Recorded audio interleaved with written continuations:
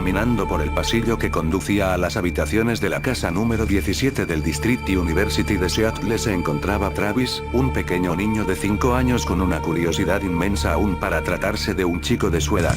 Tenía en su mano derecha una paleta de dulce que había comprado de camino a casa luego de disfrutar una divertida e ingeniosa tarde en compañía de su pandilla de amigos, y en la izquierda un balón de fútbol comprado hace casi un año. Había sido una tarde donde había perdido por completo la noción del tiempo, las horas corrían como agua en una ducha y se había olvidado de cuánto tiempo permaneció allí, jugando al fútbol y luego a las escondidas con Gregory, Albert, Mary y Charlotte. Era un grupo de 5 personas incluyendo al propio Travis. A pesar de las chicas eso no les impedía jugar a los deportes entre ellos, era algo común en pequeños niños de su edad, se mezclaban a jugar fútbol y béisbol niños y niñas de corta edad, ninguno superaba los 7, para luego de algunos años olvidarse de esos antiguos juegos, en el caso de las niñas, y dedicarse enteramente al pulimento de su personalidad marcada, en el caso de los niños luego se convertirían en jóvenes, a quienes le agradarían los deportes, las chicas en compañía del alcohol, en el caso contrario, en el lado femenino amarían destacar en la moda y amar series y películas de corte muy rosa, para llenar sus sentimientos. El chico había estado allí en un pequeño campo verdoso producto de la hermosa grama bien podada a unos 500 metros de su casa, divirtiéndose en grande con el grupo que conocía, debido a la cercanía que tenían. Todos vivían en compañía de sus padres en el District University, con excepción de Mary, quien vivía con su abuela Marta. Los padres de esta última habían fallecido en un trágico accidente de avión cuando ella solo contaba con 2 años. Había llegado con su balón comprado por su madre y como si aquellos ojos de los niños pequeños hubiesen observado oro en el desierto, saltaron rápidamente de la grama en donde se hallaban echados, y corrieron a saludar a Travis, que al ver el gran interés de su grupo de amigos, sonrió enormemente y corrió hacia ellos.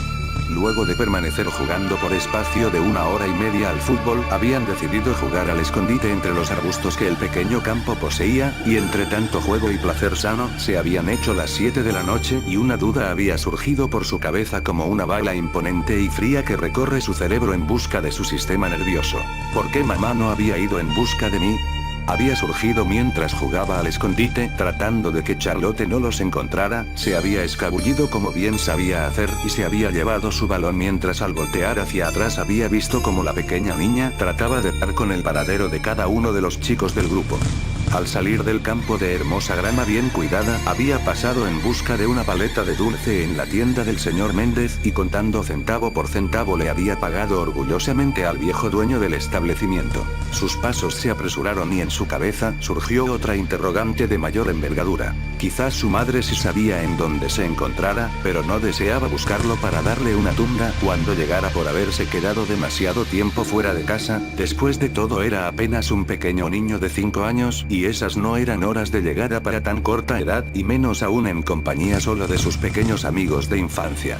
Llegó a la puerta principal de la casa y la abrió esforzándose un poco en llegar al pomo de la puerta con cuidado de no hacer demasiado ruido como lo haría un alcohólico al llegar tarde a casa para que nadie se entere de su presencia. Luego de cerrarla con su balón de fútbol abrazado en su mano izquierda, se dispuso a cerrarla con mucho cuidado, tarea que logró con un esfuerzo considerable.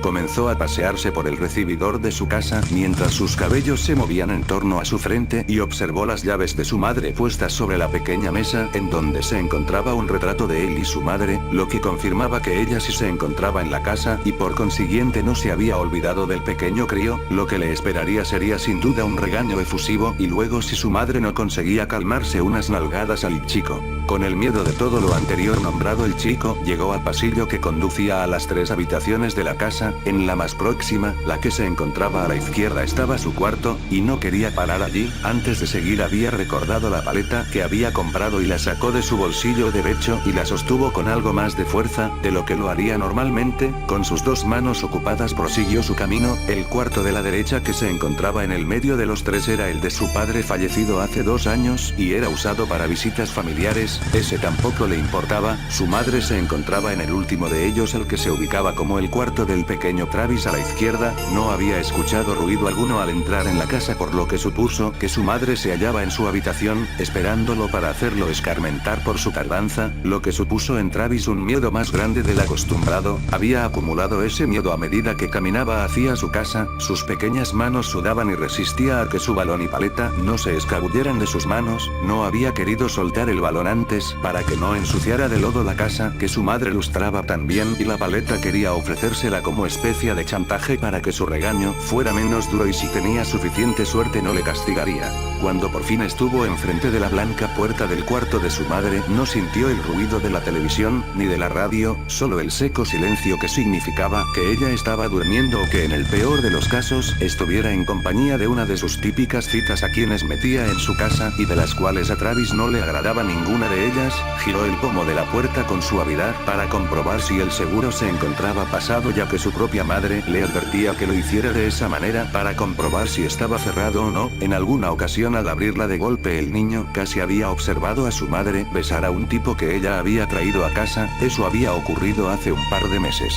Lo giró con suavidad y la puerta cedió. Ahora el miedo se había apoderado de él por completo. Un gran grito asegurado creía haber tenido. Cuando la abrió por completo, las luces se encontraban apagadas y le costó comprender y distinguir lo que había observado. Su paleta y balón cayeron de sus manos ante la horrorizante escena de la cual él era testigo. Guindada desde una altura considerable se encontraba su madre, con una soga gruesa al cuello, sus zapatillas en estado de reposo suspendidas en el aire, y su cara morada a causa de la falta de oxígeno. Le dijeron al pequeño Travis lo que nunca había visto ni siquiera en películas de horror.